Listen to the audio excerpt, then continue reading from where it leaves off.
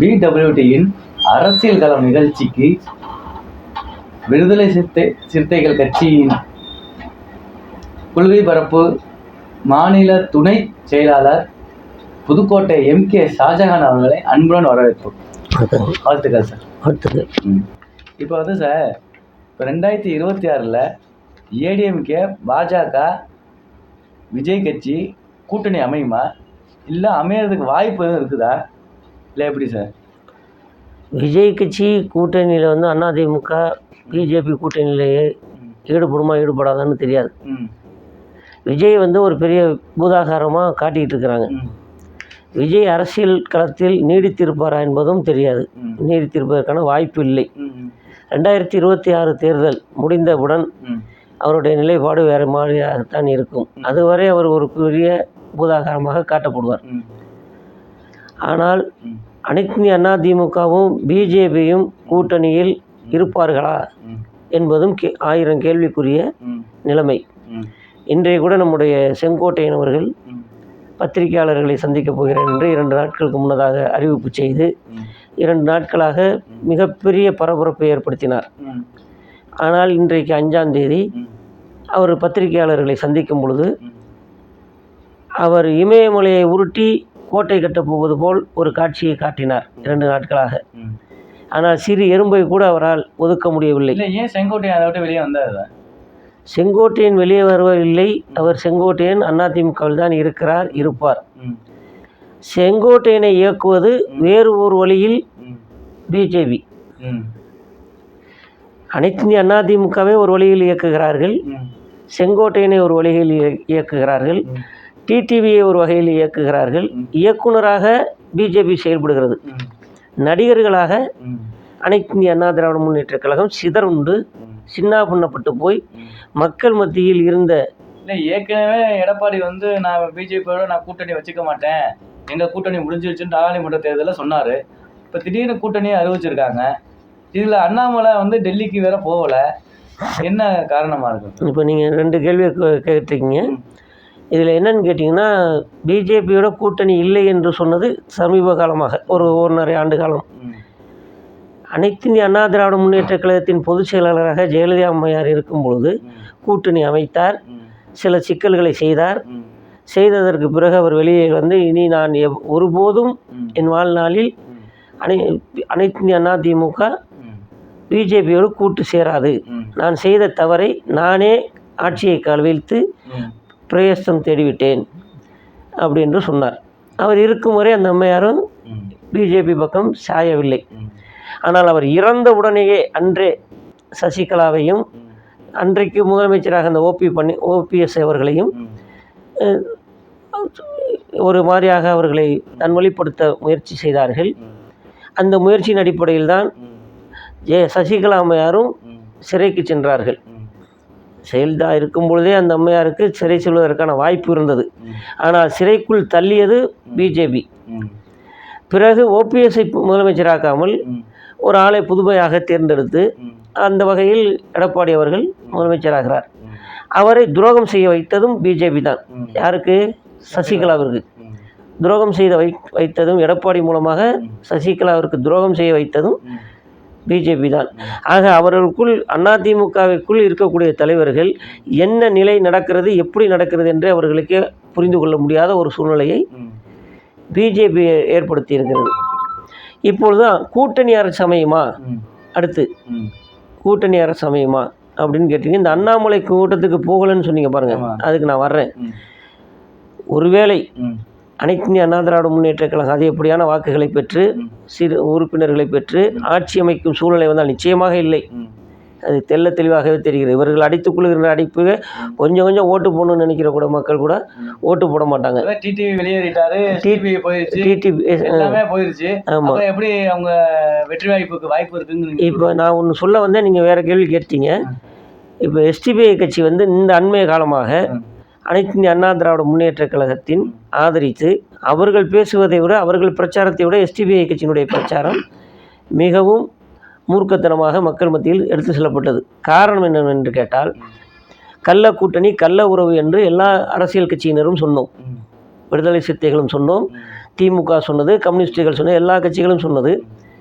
ஆனால் கள்ள கூட்டணி வைக்கவில்லை, எங்களுக்குள் மறைமுக உறவு இல்லை, திமுகவோடு தான் பிஜேபிக்கு மறைமுக உறவு இருக்குது அப்படின்றலாம் கூட எடப்பாடி சொன்னார்.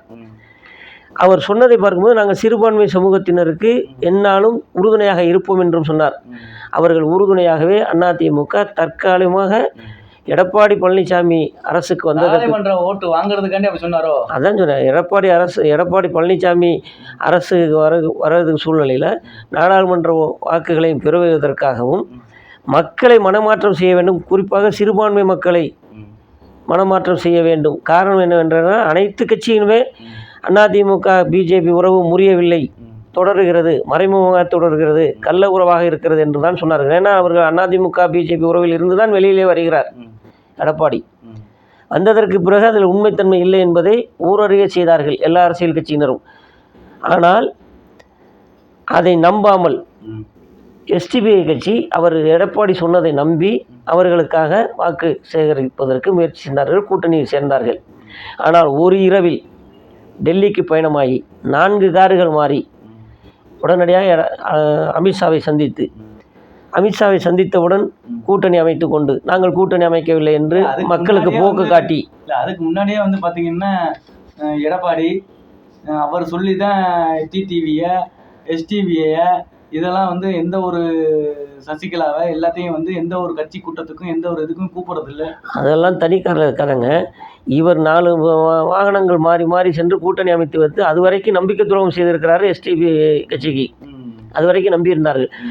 எஸ்டிபிஐ கட்சிக்கு எப்பொழுது ஒரு உணர்வு வருகிறது என்று சொன்னால், நாங்கள் வந்து பிஜேபியோடு கூட்டணி சேர்ந்து விட்டோம் என்று அதிமுக அதிகாரப்பூர்வமாக அழைத்தவுடன் தான் அவர்கள் நிச்சயமாக ஒரு மக்களுக்கு தெரியக்கூடிய ஒரு விஷயம். இப்போ நம்மலாம் பார்த்தீங்கன்னா ஒரு சாதாரண மக்கள், நம்ம அவ்வளோ ஒரு இது கிடையாது. அந்த இது நமக்கே தெரியும் அது கள்ள தொடர்பு இருக்குது அப்படின்ட்டு, ஒரு மறைமுக கூட்டணி வச்சுருக்காங்கன்ட்டு. நீ எஸ்டிபி கட்சி ஒரு தலைவருக்கு தெரியாதா? எல்லா நேரங்களிலும் எல்லாரும் வந்து ஒரு முடிவு எடுத்துட முடியாது. சொல்ல புரியுங்களா? அவர் சொன்னார். அதை வந்து எப்படி சொன்னார்னா, மக்கள்கிட்ட கனியக்கூடிய அளவில் சொன்னார் எடப்பாடி பழனிசாமி. என்னை வந்து இப்படி சொல்கிறாங்க, கள்ள கூட்டணிங்கிறாங்க, மறைமுக கூட்டணிங்கிறாங்க, நான் அப்படிலாம் இல்லை, நாங்கள் இனிமேல் வரமாட்டோம், ஒட்டும் இல்லை உறவும் இல்லை, அவர்களால் தான் தோத்தோம். இப்போ எஸ்டிபி போயிடுச்சுன்னு சொல்கிறீங்க. ஒரு நிமிஷம் இல்லை, ஒரு சொல்கிறேன். எஸ்டிபி வந்து ஏடிஎம்கே கூட்டணி இருக்குன்னு வச்சுக்கோங்க. ஒட்டுமொத்த சிறுபான்மை மக்களும் போகிறாங்க, கிறிஸ்டினும் சரி இஸ்லாமியும் சரி, அவங்கள நம்பி போகிறாங்கன்னு வச்சுக்கோங்க. அது அத்தனை பேருக்கு எஸ்டிபி துரோகம் செஞ்சதானே அர்த்தமா? எஸ்டிபி துரோகம் செய்யலை, எஸ்டிபி நம்பினாங்க. அவங்கள பின்தொடர்ந்து அதாங்க நான் சொல்கிறேன். என்ன சொல்கிறேன்னா, இவங்க வந்து சொன்ன முறை அப்படி எங்களை வந்து கள்ளத்துறவுங்கிறாங்க, எங்களை வந்து கள்ள கூட்டணிங்கிறாங்க, நாங்கள் ஒற்றுமில்லை உறவும் இல்லை, இனிமேல் எந்த காலத்திலும் நாங்கள் வந்து பிஜேபியோட கூட்டு சேர மாட்டோம். கடந்த காலங்களில் பிஜேபியோட கூட்டணியில் இருந்ததுனால தான் நாங்கள் பல தேர்தல்களில் தோல்வியை சந்தித்தோம். அதுக்கு உதாரணமே வந்து நமக்கு வந்து ரொம்ப தெளிவாகவே சொல்லாமல் ஜெயக்குமார் என்ன சொன்னார், நானே வந்து இது பண்ணேன். அது மாதிரி வந்து இவர் அங்கிட்டு இருக்கார் நம்ம செல்லூர் ராஜு, அது மாதிரி வந்து ராஜேந்திர பாலாஜி, இவங்களும் என்ன சொன்னாங்க, ஏன் நத்த விஸ்வநாதன் என்ன சொன்னார், எல்லாருமே வந்து நாங்கள் வந்து பிஜேபினால தான் கெட்டோம்னு சொன்னாங்க, பிஜேபினால தான் அழிஞ்சோம்னு சொன்னாங்க, பிஜேபியை நம்ம நாங்கள் திறந்து கூட பார்க்க மாட்டோம்னு சொன்னாங்க. ஆனால் அதை தான் நான் சொல்கிறேன், 4 கார் மாறி போய் உடனே போய் சேர்ந்துக்கிட்டு வர்றாரு. அதுக்கு என்ன காரணம்னு கேட்டால் அரசியலே கிடையாது. நீங்கள் முதல்ல புரியணும். அதிமுகவுக்கு குறிப்பாக எடப்பாடி பழனிசாமிக்கு அதிமுகவில் இருந்த 2ஆம் கட்ட தலைவர்களுக்கும் முக்கிய அமைச்சர்களாக இருந்தவர்களுக்கும் அரசியல் காரணத்துக்காக பிஜேபியில் போய் சேரல. அவங்கள தன்னை பாதுகாத்துக்க கொள்ளணும். ஒவ்வொருத்தரும் மேலேயும் இடி ரைடு இருக்குது, ஒவ்வொருத்தர் மேலேயும் பல வழக்குகள் இருக்குது, ஒவ்வொருவரும் லஞ்ச புகாரில் இருக்கிறாங்க. ஆனால் லஞ்ச புகாரை இடி ரைடை கொண்டு வரவங்க மத்திய அரசாங்கம் வந்து அமித்ஷாவோ மோடியோ நிர்மலா சீதாராமனோ மற்ற அமைச்சர்களோ யோக்கியர்களாக இருந்தால் நிச்சயமாக யோக்கியர்கள் இல்லை. அது அடுத்த அரசு அமைஞ்சோன்னா மத்தியில் அமைஞ்சோன்னா அவங்களுடைய நிலைமை என்னங்கிறது தெரியும். சொல்ல புரியுங்களா? அவங்கள மிரட்டியே வச்சுக்கிட்டு ஒரு ஈடிக்காச்சும் இது வரைக்கும் வழக்கு போட்டிருக்காங்களா? வழக்கு வெளியில் வந்திருக்கா? ஆக தன்னை பாதுகாத்து கொள்ள வேண்டும் என்பதற்காக தான் அவங்க வந்து மறுவாட்டி போய் சேர்ந்தாங்களே தவிர அரசியல் கோட்பாடுலையோ மக்களுக்கு செய்யணுங்கிற எண்ணத்துலேயோ அவங்க வந்து அதிமுக போய் இன்றைக்கி பிஜேபியில் சேரலை. 2வது இழுத்துட்டு போயிருக்கிறாங்க, அதையும் தெரிஞ்சுக்குங்க. இழுத்துட்டு தான் போயிருக்காங்களே தவிர அவங்க வந்து விரும்பி போகலை. அதனால் வந்து இந்த என்னையை பொறுத்த வரைக்கும், விடுதலை சிறுத்தைகளை பொறுத்த வரைக்கும் இந்த கூட்டணி இன்னொரு 7 மாதம் 8 மாதம் இருக்குது பொது தேர்தல் வருவதற்கு. அதுக்கிடையில் யூடர்ன் அடிச்சுட்டு வந்துடுவார். இது இன்னும் கூட நான் சொல்கிறேன், எடப்பாடி பழனிசாமி இந்த வழக்குகள்லேருந்து தப்பிக்கணும், இந்த வழக்குகளுக்கு போக்கு காட்டணும். அவங்க எப்படி பிஜேபி போக்கு காட்டுறாங்க, அது மாதிரி நம்மளும் போக்கு காட்டுவோம். இவங்களோடய போகிற மாதிரி போயிட்டு 1 மாதம் 1.5 மாதம் இருக்கையில் டக்குன்னு எங்களுக்கு பிஜேபி கூட்டணி எங்களுக்கு தேவை வராது அப்படிங்கிறத கூட சொல்லிட்டு கூட யூடியூன் அடிக்கலாம். இன்னொன்னையும் நீங்கள் பாருங்கள், இந்த கூட்டணி இப்போ அமைச்சார் பாருங்கள் அமித்ஷா வந்து, எல்லாரும் வந்து அதிமுகவில் உள்ள முன்னணி நிர்வாகிகளும் இருந்தாங்க, பிஜேபி நிர்வாகிகளும் இருந்தாங்க. அப்படியே அமித்ஷாவுக்கு இடதுபுறத்தில் பிஜேபி ஆளுக பூரா நிற்கிறாங்க.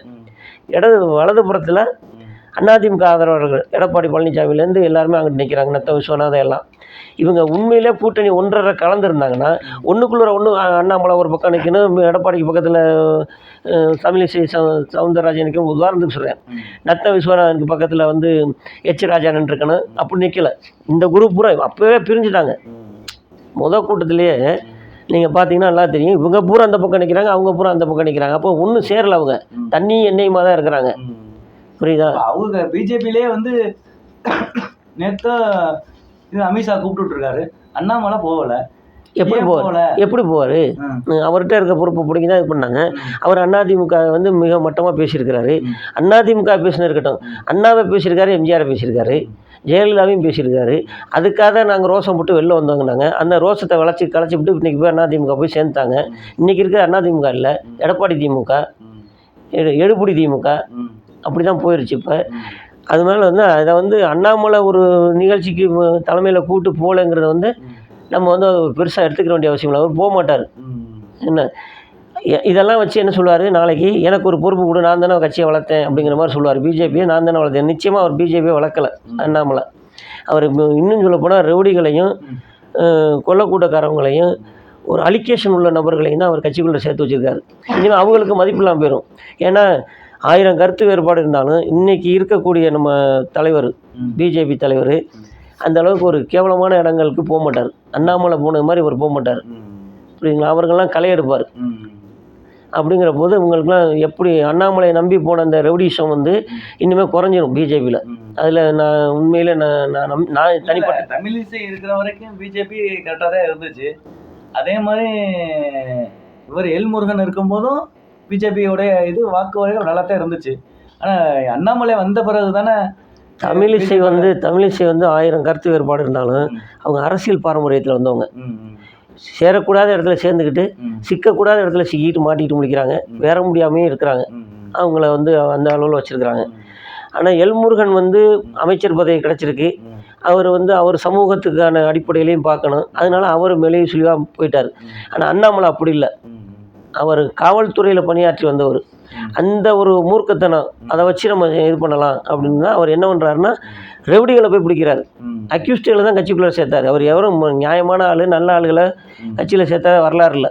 அவர் இருந்த பீரியடில் குடும்பம் குறிப்பாக பார்க்க போனால் அக்யூஸ்டுகளை தான் அவர் சேர்த்தார். அது நல்லாவே எல்லாருக்குமே தெரியும். அதனால் இது ஒரு பெரிய ஒரு வளர்ச்சின்னோ வீழ்ச்சின்னோ சொல்ல முடியாது. இது பிஜேபிக்கு அண்ணாமலை செஞ்ச வீழ்ச்சி தான்.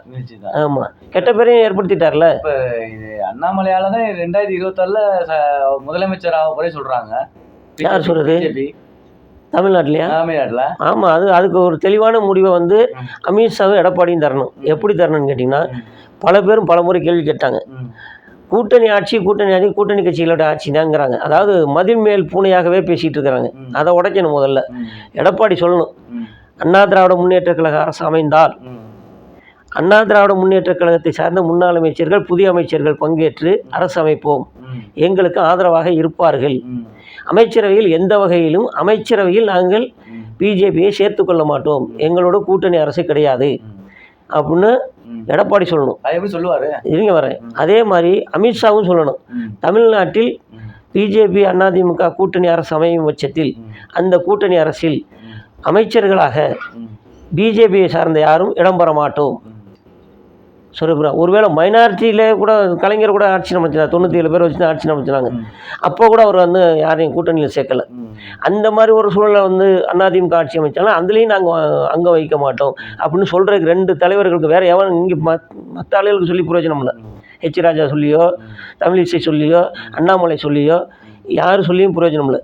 இந்த பக்கத்தில் வந்து டைரெக்டாக எடப்பாடி சொல்லணும். அந்த பக்கத்தில் டைரெக்டாக அமித்ஷா சொல்லணும். இந்த 2 பேரும் சொன்னால் தான் ஏற்றுக்கிற முடியும். இவங்க என்ன பண்ணுறாங்க, டக்கு டக்கு எந்த டிபேட்டில் வேணாலும் பாருங்கள், நாங்கள் கூட்டணியில் தான் இருப்போம், கூட்டணி ஆட்சி, அப்புறம் கூட்டணி ஆட்சி இல்லாமல் எப்படி இருக்கும் அப்படின்னு. எடப்பாடியே இருந்தாலும் அமித்ஷா ஆட்சி தான் நடக்குது. எது எடப்பாடியே ஆட்சியை பிடிச்சாலும் அமித்ஷா நடக்க போகுது. அது வேற எதுங்க, அது தமிழ்நாடு இந்தியா முழுவதும் அப்படி தான் நடக்குது. கட்சிகளை உடச்சி சின்ன பின்னமாக்குறது பூராமே பிஜேபி தானே. இப்போ 75 வயசு 72 வயசுலேயே அவங்களுக்கு ரிட்டையர்டு ஏஜ் சொல்கிறாங்க. அந்த வகையில் உண்மையிலேயே அந்த ஜனநாயகத்தை பாதுகாக்கணும், ஜனநாயகத்தை பேணணும்னு நினச்சி மோடியையும் அமித்ஷாவையும் தூக்குனாங்கன்னு வச்சுங்க இந்த பொறுப்புகள்லேருந்து, நிச்சயமாக பிஜேபி இந்த மாதிரி கீழ்த்தரமான வேலைக்கு போகாது.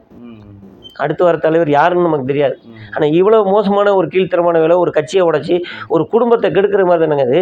ஒரு கட்சிங்கிறது அவங்கவுங்களும் 1000 ஆசைகளில் கட்சி ஆரம்பிக்கிறாங்க. மக்கள் பணி செய்யணும்னு மக்களுக்காகவே விடுதலை சிறுத்தைகள் கட்சியெல்லாம் இப்போ செயல்படுது. அது இந்திய அளவுலேயே எழுச்சி தமிழர் அவர்கள் இன்றைக்கி மக்கள் பணி ஒன்று தான் அவங்க செஞ்சுக்கிட்டு இருக்காங்க. அவர்லாம் இன்றைக்கி அந்த கட்சிக்குள்ளே வர்றாருன்னு வச்சுக்க, பிஜேபி அந்த கட்சிக்குள்ளே அந்த கட்சியை உடச்சின்னா எப்படி இருக்கும். ஆனால் நான் ஒரு உதாரணத்துக்கு தான் சொன்னேன். என்ன இப்போ ஏடிஎம்கேக்குள்ளே அவங்க பூந்துருக்கதே எதுக்காண்டி போடுறாங்க, அவங்களுடைய ஒரு வீட்டுக்குள்ளே ஒருத்தவங்க பூரும்போதே ஒரு நல்ல எண்ணத்தில் போடுறாங்களா கெட்ட எண்ணத்தில் உள்ளே வர்றாங்களாங்கன்னா அந்த வீட்டு குடும்பத்தில் இருக்கவங்களுக்கு தெரியும். அதுக்கு தகுந்த மரியாதை தான் கிடைக்கும். இப்போ எடப்பாடி சொல்கிறாரு, நாங்கள் பிஜேபியோட கூட்டணி அமைச்சால் என்ன, யாரோட கூட்டணி அமைச்சால் என்ன, ஸ்டாலினியே இதெல்லாம் கேட்குறாரு, எங்களுக்கு தெரியுங்கிறாரு. ரைட்டு, நாங்கள் ஸ்டாலினை விட்டுருவோம். ஒருத்தர் ஓட்டு போடுறாங்க, அதிமுகவுக்கு ஓட்டு போடுறாங்க, அதிமுக கூட்டணிக்கு ஓட்டு போடுறாங்கன்னா அவங்க என்ன நினைக்கிறாங்க, அதிமுக ரெட்டலை எம்ஜிஆர் ஜெயலலிதாங்கிறத வச்சு தான் போடுறாங்க, எடப்பாடிங்கிறதே கிடையாது. அது அவரே ஒத்துக்குவார்.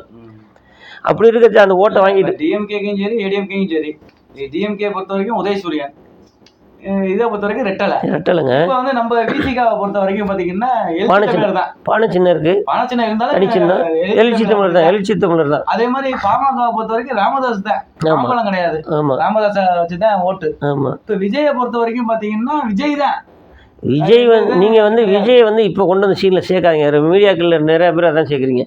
விஜய் ஒரு தேர்தலை சந்திக்கணும். அவர் என்ன % வாங்குறாரு, செல்வாக்கு இருக்குல்ல சார். மக்கள் செல்வாக்குங்கிறது எம்ஜிஆருக்கு இருந்துச்சு, கலைஞருக்கு இருந்துச்சு. கலைஞர் அவரே சொன்னார், நான் என்னுடைய பேச்சை கேட்க தான் வரீங்க, ஓட்டு போட மாட்டேங்கிறேன்னாரு. எம்ஜிஆருக்கு பேசவே தெரியாது. எம்ஜிஆருக்கு அதாவது பேச தெரியாதுன்னா என்ன சொல்கிறேன்னா, ஒரு கருத்தான ஒரு முறையான முறையில் பேச வராது. பேசுவார், அரசியல் பேசுகிறேன்னு பேசுவார், மக்களை கவர்ந்தார். ஆனால் எம்ஜிஆருக்கு தான் ஓட்டு போட்டாங்க, அந்த ரெட்டலைக்கு தான் ஓட்டு போட்டாங்க. கலைஞரை வட்டமாக சொன்னார், கூட்டம் சேர்றீங்க, பேச்சு கேட்குறீங்க, ஓட்டு போட மாட்டேங்கிறீங்கலாம் பல முறை சொல்லியிருக்காரு. ஆக கூட்டம் சேர்றதை பற்றி நீங்கள் இது பண்ணாங்க. இன்றைக்கி கூட்டம் ஒரு மாசு இருக்குல்ல, மாசு எப்படி கொண்டு வராங்கன்னு யாருக்கு தெரியும். இன்றைக்கி பணத்துக்கான மாசுங்கிறது ஆகிப்போச்சு. இப்போ அரசியல் கட்சிகளை பொறுத்த வரைக்கும் அதில் பியூராக சொல்கிறேன், விடுதலை சிறுத்தைகள் கட்சி தான் காசு கொடுக்காம ஒரு மாநாட்டையோ ஒரு கூட்டத்தையோ ஒரு ஆர்ப்பாட்டத்தையோ ஒரு பேரணியோ நடத்த முடியுது. பாக்கி எல்லாருமே காசு தான் கொடுத்துவாங்கன்னா பெரிய பஞ்சாயத்தே நடக்குது ஒவ்வொரு ஊர்லேயும். இப்போ எடப்பாடி போயிட்டுருக்காரு, அவர் போகிற ஊர்லலாம் அவர் இருக்கும்போதே பஞ்சாயத்து நடக்குது பின்னாடி. எனக்கு காசு தரேன்னு கூப்பிட்டு வந்தாங்க, காசு தரலேண்டு. மோடி கட்சியில் உள்ளவங்க, அந்த பிஜேபியில் உள்ளவங்க எனக்கு ஏமாற்றிட்டாங்க அப்படின்னு சொல்லி எங்கள் நிர்வாகி ஒருத்தட்ட ஃபோன் பண்ணி கேட்குறாங்க. என்னன்னு கேட்டால், எங்கள் நிர்வாகியோடைய சொந்தக்காரர் கூப்பிட்டு போயிருக்காரு, பிஜேபிக்காரர் கூப்பிட்டு போய் கூட்டம் காட்டியிருக்காரு. காசு வரல. காலையில் காலங்காத்தால் என்ன பண்ணிடுச்சு, உங்கள் சொந்தக்காரம்ல தம்பி, அவர் எங்களுக்கு காசு தரேன்னு கூப்பிட்டு போயிட்டு காசு தரல, அது சொல்லி வாங்கி கொடுங்க அப்படின்னா, ஏமா நான் இருக்கிற வேறு கட்சி நீ என்னமா நீ அப்படின்னு அவர் கேட்க. உண்மையில் நடந்ததுங்க. அதை காசை கொடுக்குறேன்னு ஏமாற்றியும் போயிட்டுருக்காங்க.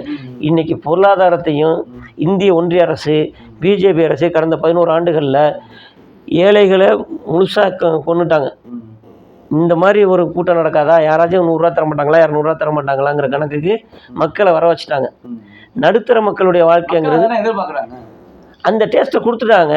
வேறு வழி இல்லை. இன்னைக்கு வேறு பொழப்பு இல்லை, தொழில் இல்லை. 15 லட்ச ரூபா தரேன்னாரு, தரலை. புரியுதுங்களா? சரி, தொழில்துறையாச்சும் ஏதாச்சும் வந்திருக்கான்னு கேட்டால் அதுவும் இல்லை. வேலை வாய்ப்பு இருக்கான்னா அதுவும் இல்லை. 100 நாள் திட்டங்கிறது நித்திய கண்டம் பூர்ண ஆயுசுங்கிற மாதிரி போயிட்டுருக்கு. சரியா புரியுங்களா? அப்போ என்ன பண்ணுறாங்க, வீட்டில் ஆண்கள் குடிக்க போயிடுறான். பெரும்பாலும் அவங்க எந்த வருமானத்தில் வராங்களோ அதை இது பண்ணிட்டு குடிக்க போயிடுறாங்க. பிள்ளையை காப்பாற்றணும், குடும்பத்தை காப்பாற்றணும். இந்த மாதிரி போயிட்டு சாயந்தரம் ஒரு 2 மணி நேரம் 3 மணி நேரம் போனால் நமக்கு 200 ரூபா கிடைக்கிது, 300 ரூபா கிடைக்கிது. ஆண்களாக இருந்தால் 500 ரூபா கிடைக்கிது, 400 ரூபா கிடைக்குதுங்கிற கணக்கில் தான் வர்றாங்க. இது நம்ம இது வந்து ஒரு சப்பக்கட்டு மாதிரி சொல்லக்கூடாதுல்ல.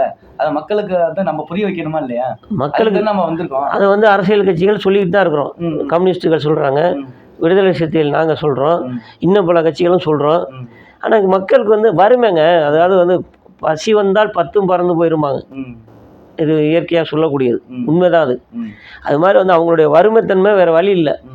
இப்போ நான் 200 கொடுத்து நீ அவங்க 200 கொடுக்குறதுக்குள்ள நான் 300 கொடுத்து நீ அந்த கூட்டத்துக்கு போகாதம்மா, வீட்டில் இருமா, சமைச்சு சாப்பிடுமான்னு சொன்னால் ஜோரா தம்பி நல்லா இருப்பான்னு கையை குடிச்சு இது முத்தம் கொடுத்துட்டு போயிடுவாங்க. சரி புரியுங்களா? அவங்க வறுமை, அந்த பிள்ளைகளை காப்பாற்றணும் அப்படிங்கிற போது. ஆனால் இப்போ நான் என்ன சொல்கிறேன், எடப்பாடி பழனிசாமி நான் யாரோட கூட்டு சேர்ந்தா என்னன்னு கேட்குறாரு, ரொம்ப ஈஸியாக கேட்டுக்கிட்டு இருக்காரு. அவரை நம்பி தான் எஸ்டிபிஐ கட்சி வந்தாங்க, அவங்களே கழுத்தில் கையை கொடுத்து வெளில தள்ளிட்டு போயிட்டார். அதோடு மட்டும் இல்லை, எஸ்டிபிஐ கட்சி நம்பிக்கை துரோகம் ஏடிஎம்கே பண்ணிச்சு.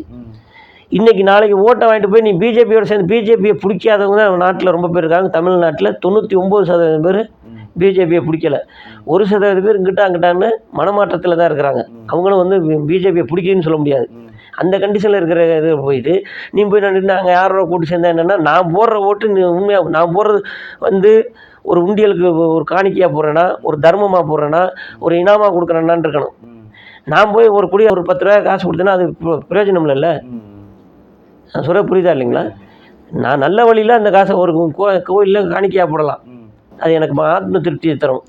ஒருத்தருக்கு சாப்பாடு வாங்கி கொடுக்கலாம், ஒருத்தருக்கு இனாம அந்த குடும்பம் ரொம்ப கஷ்டத்தில் இருக்க வச்சுக்கமா ஒரு 100 500 வச்சுக்கோங்க அப்படின்னு சொல்லி கொடுக்கலாம். ஒரு தண்ணி அடிக்கிறவன்ட்ட கொண்டு போய் 100 கொடுத்தா அதில் என்ன பிரயோஜனம் இருக்குது? ஓட்டு போடுவேன். அப்போ அந்த மாதிரி தான் இப்போ எடப்பாடி பழனிசாமிக்கு ஓட்டு போடுறது வந்து ஏடிஎம்கேக்கு ஓட்டு போடுறது அந்த கதி தான். பிஜேபியில் போய் நீ சேர்ந்துக்கிட்டு நின்றுக்கிட்டு நீ நம்மக்கிட்ட வந்து ஓட்டு வாங்கிட்டு போயிட்டு அவங்க நாளைக்கு என்ன பண்ண போகிறாங்கன்னு யார் தெரியும்? என்னென்ன சட்டங்களை எப்படி கொண்டு வராங்க சொல்லி புரியுங்களா? சிறுபான்மை சமூகத்தினருக்கு இந்திய நாட்டில் வாழ்வாதாரங்கிறது நித்த பூர்ணகண்டா என்னமோ சொல்லுவாங்களே, நித்திய ஆயுசும்பாங்க. சொல்ல புரியுங்க. இப்போ ஒரு அறிவிச்சிருக்காரு ஜிஎஸ்டியை இப்போ அறிவிச்சிருக்காங்க. ஞான உதயம் பிறந்திருக்கு அவங்களுக்கு 28 வந்து நாங்கள் 12 ஆக்கியிருக்கோம். மெடிசனுக்குலாம் ஃப்ரீ இல்லை. அதான் சார் சொல்லி இப்போ நான் தானே சொல்கிறேன், நீங்கள் சொல்கிறீங்க முன்னாடி நான் தானே சொல்கிறேன். இது வந்து தீபாவளி மகிழ்ச்சிங்கிறாரு. சரி, தீபாவளி மகிழ்ச்சி கொடுக்குறது நாங்களும் சந்தோஷம் ஏற்றுக்கிறோம். ரம்ஜான் மகிழ்ச்சி என்ன தர போகிறீங்க? இப்போ கிறிஸ்துமஸ் மகிழ்ச்சி என்ன தர போகிறீங்க? நம்ம தமிழ்நாட்டில் தமிழர் திருநாள் தைப்பு திருநாளுக்கு என்ன மகிழ்ச்சி தர போகிறீங்க? பக்ரீத் மகிழ்ச்சி என்ன தர போகிறீங்க? நீ கொடுக்குறீங்களா? தீபாவளி மகிழ்ச்சி கொடுக்குறீங்க, சந்தோஷம். எலெக்ஷன் வருது அடுத்து, அதனால தீபாவளி மகிழ்ச்சிங்கிறாரு. வந்து எலெக்ஷன் இல்லையே, அடுத்த இதோட போயிருமா? இந்த ஒரு எலெக்ஷனோட போயிருமா? மறு எலெக்ஷனே வராதா? வர்றதுக்கான வாய்ப்பே இல்லையா? இருக்கீங்களா? நாங்கள் அதுக்கு தான் இப்போ கேட்குறோம், மகிழ்ச்சியை கேட்குறோம். தொடர்ந்து மகிழ்ச்சியை கொடு. ஒரு வருஷத்துக்கு கிட்டத்தட்ட 7-8 மகிழ்ச்சி தரலாம். மக்களுக்கு வந்து எவ்வளோதான் மகிழ்ச்சி கொடுத்தாலும் எப்படி எனக்கு ஒன்றும் புரியலை சார். மக்களுக்கு எவ்வளோதான் மகிழ்ச்சி கொடுத்தா அடுத்த ஆட்சி மாறுதுன்னா பேலட் பேப்பர் முறையில் தேர்தலுக்கு நடத்தணுங்க. நல்ல அரசாங்கம் வருது. இன்றைக்கி பாருங்கள், பீகார் தேர்தலில் என்ன அநியாயம் பண்ணிகிட்டு இருக்கிறாங்க. எத்தனை லட்சம் ஓட்டை இரவா தூக்குறாங்க, என்னென்ன பண்ணுறாங்கங்கிறது இது ஒவ்வொன்றும் வலுக்கட்டாயமாக செய்கிறாங்க. தமிழ்நாடு வந்து 100% வந்து பிஜேபியோ ஆர்எஸ்எஸ்ஸையோ சங்கியோ ஒதுக்கி வச்சிருக்கு. இப்போ ராகுல் காந்தி வந்து எத்தனையோ ஓட்டு வந்து கள்ள ஓட்டை கண்டுபிடிச்சாரு, அது உண்மையா இல்லை எப்படி சார்? நிச்சயமாக உண்மை. ஏன் அப்படி உண்மை இல்லாட்டும்னா ஏன் தேர்தல் கமிஷனர் வந்து வெளிநாட்டுக்கு ஓடுறாரு? அவரை ஓட வச்சதே பிஜேபி தானே. எத்தனாயிரம் ஓட்டு சார் மொத்தம்? 4 லட்சத்தி சில்லற ஓட்டு சொல்கிறாங்க. 4 லட்சத்தி சில்லற ஓட்டுனா உளுந்த ஓட்டே அவ்வளோதானா? மோடி அதெல்லாம் ஜெயிச்சாரா? யாரு? அப்புறம் வேறு என்ன பண்ணாங்க அவங்க? என்ன பண்ணாங்கன்னு சொல்லுங்கள். எந்த எலெக்ஷனில் அவங்க நீங்கள் வந்து ப்ராப்பராக தேர்தல் நடத்தியிருந்தா இந்த ஒரு 10,000 ஓட்டில் ஜெயிச்சா 5,000 ஓட்டில் ஜெயிச்சானுங்கிற எம்பியெல்லாம் இருக்காங்க பாருங்கள், அவங்க அப்போ ரீகவுண்டரிங் பண்ணுங்கள். நிச்சயமாக அது கிடையாது. மோடியே வந்து மக்கள் மத்தியில் வெற்றி பெற்றாரா, மோசடியில் வெற்றி பெற்றாராங்கிறது சந்தேகம் அப்போவே ஏற்பட்டுச்சு, கடுமையான ஏற்பட்டுச்சு. சொல்ல புரியுங்களா? இன்றைக்கி தேர்தல் கமிஷன் இந்த செய்தி வெளியில் வந்தோன்னே அந்த ஆள் இங்கே இல்லை, இப்போ ஓடி போயிட்டார் வெளிநாட்டுக்கு, ஓட வச்சுட்டாங்க. நீங்கள் இருந்து நான் பெரிய சிக்கலாக இருக்கும்ட்டு தீர்வு ஆகுமா? எது தீர்வுக்காக தான் இப்போ பீகார் சட்டமன்ற தேர்தல் தீர்வு கிடச்சி போயிடும். ஒன்று தாங்க, தமிழ்நாட்டு மக்கள் என்றைக்குமே வந்து வாக்கெல்லாம் நீக்கிட்டாங்கன்னு கேட்குறேன். அது கண்டுபிடிச்சார் அவரு ராகுல். சுப்ரீம் கோர்ட்டே சொல்லிட்டு இருக்கு இந்த மாதிரிலாம் பண்ணாங்கன்ட்டு. தேர்தல் கமிஷன் இப்போ வந்து மௌனமாக இருக்கிறாங்க. இப்போ இருக்கிற தேர்தல் கமிஷன் மௌனமாக இருக்கக்கூடாது, மௌனம் கலையணும். இதில் என்ன நடந்துச்சுன்னா அவங்க தான் வெள்ளை அறிக்கை தரணும். அவங்க தரல இது வரைக்கும். அவங்களும் கைக்கூலியாக தான் இருக்கிறாங்க ஆளுகின்ற பிஜேபி அரசுக்கு. இல்லை நீங்கள் அதுக்குள்ள மனு சட்ட ரீதியாக போய் ஆக்ஷன் எல்லாமே பண்ணிட்டு தான் சார் இருக்கிறோம். எல்லாமே காங்கிரஸ் பண்ணுறாங்க, எங்கள் விடுதலை சிறுத்தைகள் கட்சியின் சார்பாக எங்கள் எழுச்சி தமிழர் பண்ணிகிட்டு இருக்காரு, நம்ம ஸ்டாலின் அவர்கள் முதலமைச்சர் அவர்கள் செஞ்சுக்கிட்டு இருக்கிறாங்க. யாரும் வந்து ஒன்றும் குறை வைக்கலை. இல்லை, இதெல்லாம் விட நாங்கள் அரசியல் கட்சிகள் செய்வதை விட மக்கள் புரிய ஆரம்பிச்சாங்க. அதுலேயும் வடநாட்டு மக்கள் இப்போ வந்து தூக்கத்துலேருந்து எந்திரிச்சிட்டாங்க. அவங்க உறக்கத்தில் கிடந்தாங்க. ஓட்டு தேவையில்லை, யாருக்கு தேவையில்லை? யாருக்குமே. எப்படி தெரியல? ஏன்னா கொண்டு சொல்கிறேன் பேலட் பேப்பர் மக்கள் ஓட்டு இருக்கு. அதுக்கப்புறம் உள்ள பிரச்சனை சொல்ல புரியுங்களா? பேலட் பேப்பர் முறையில் தேர்தல் நடத்துகிறது தான் ஜனநாயகம். ஜனநாயகத்தின் மீது நம்பிக்கை உள்ளவங்க. இவங்க பண்ணுற பிராடு பித்தலாட்டம் முள்ள மாதிரித்தனம் பூரா இப்போ வெளியில் வந்துருச்சு. இது இப்போ வரல, 3-4 வருஷத்துக்கு முன்னாடியே வந்துருச்சு இந்த மாதிரின்ட்டு. இப்போ வந்து வடநாட்டுக்காரவங்களும் இப்போ முழிச்சிக்கிற அளவில் வந்துருச்சு.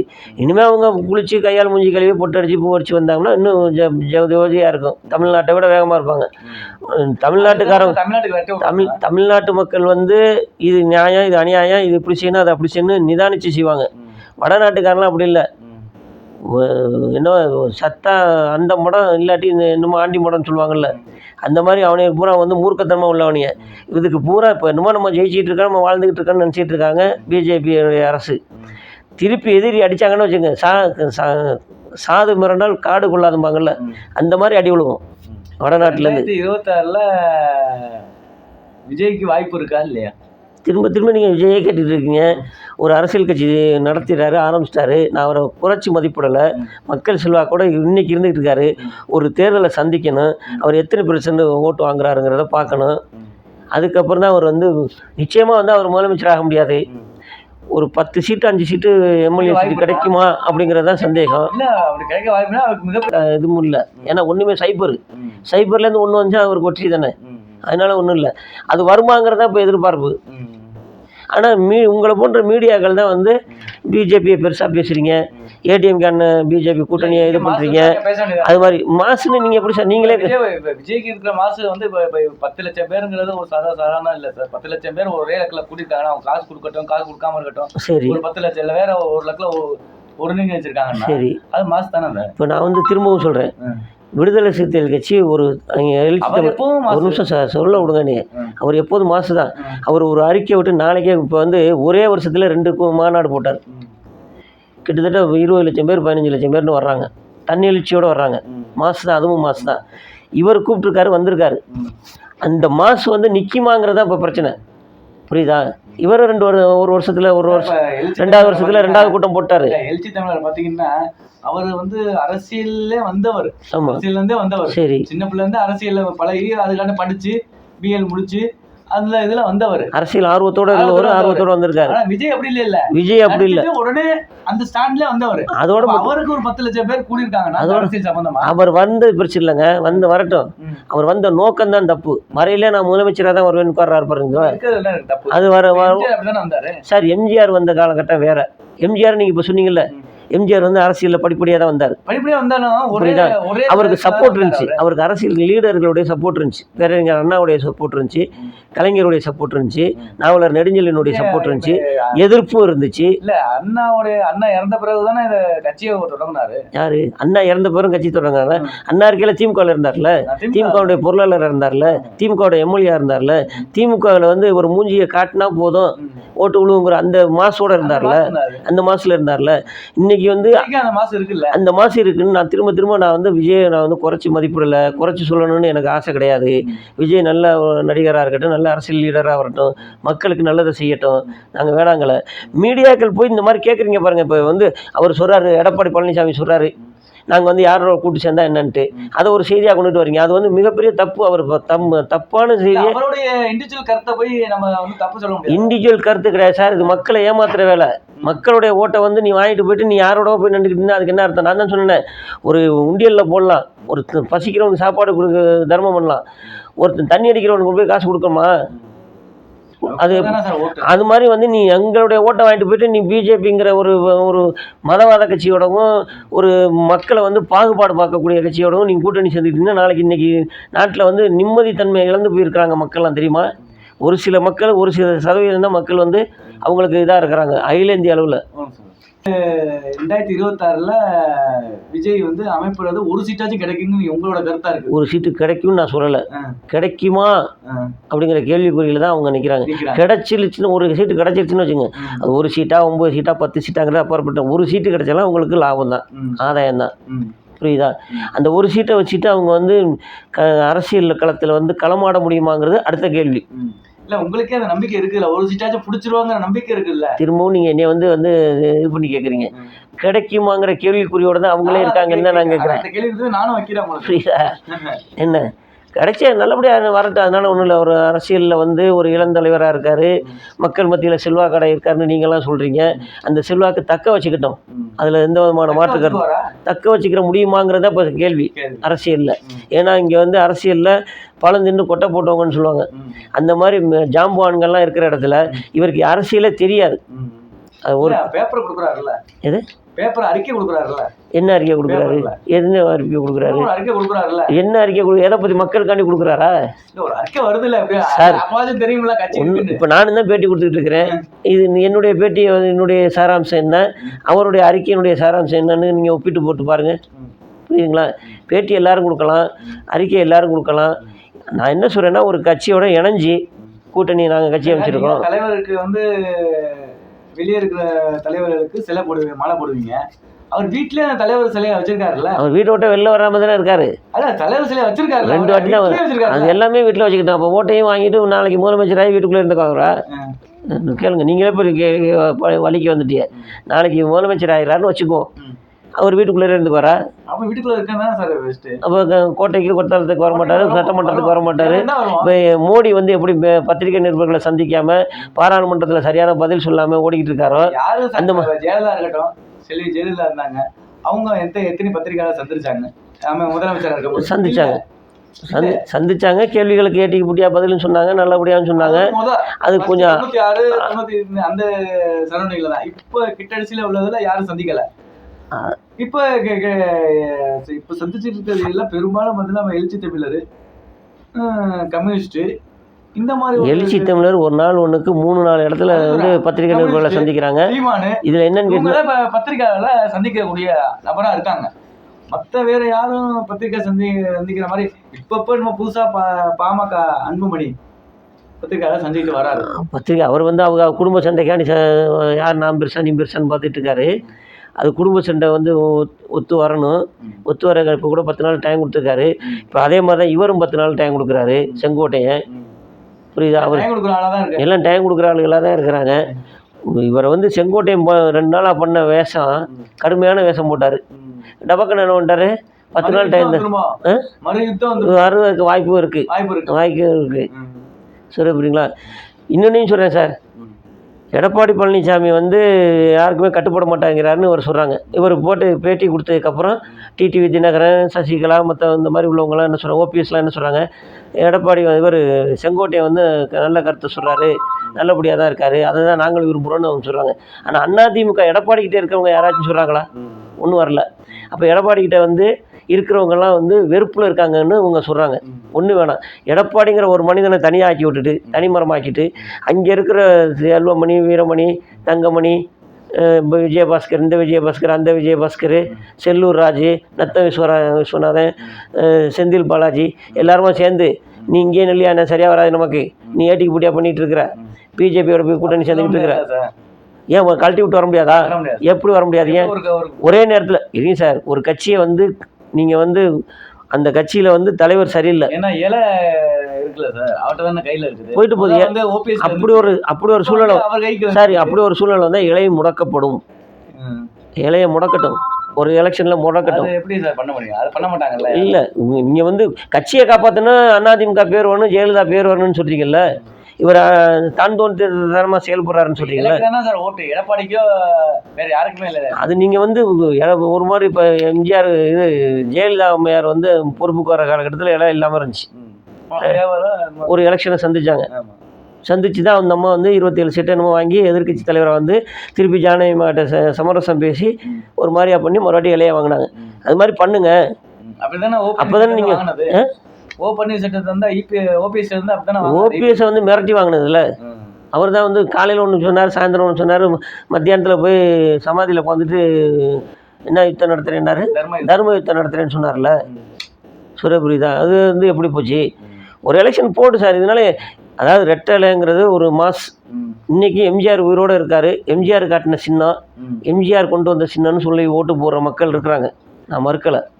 ஆனால் நீங்கள் வெளியில் வந்தீங்கன்னா ஆட்டோமேட்டிக்காக உங்களோட சேர்ந்து ரெட்டலை வந்துடும், தேர்தல் கமிஷன் கொடுத்துருவான். சரி, இப்போ பொதுச் செயலாளர் என்ன பெரிய அந்த பொதுச் செயலாளர் இப்போ அவராக இருக்கார். பொதுச் செயலாளர் வேணாம் எங்களுக்கு, அவர் வந்து எங்களுக்கு நம்பிக்கை இல்லை. நம்பிக்கையில் தீர்மானத்தை கொண்டு போங்க உங்கள் கட்சிக்குள்ளே. இது வந்து நான் சொல்லக்கூடாது, அது அவங்க உள்கட்சி பிரச்சனை. ஒரு வாய்ப்பு இருக்குங்கிறத ஒரு வேளை சிந்திக்காமல் இருந்தாங்கன்னா இந்த ரூட்லேயும் சிந்திச்சு பார்க்கட்டும். சிந்திச்சு பார்த்தாங்கன்னா நல்லா இருக்கும்ல. நல்லபடியாக எனக்கு வந்து இந்த வாய்ப்பை தந்தது கேபிலிட்டி செய்தி நிறுவனத்துக்கு வாழ்த்துக்களை தெரிவித்துக் கொள்கிறேன்.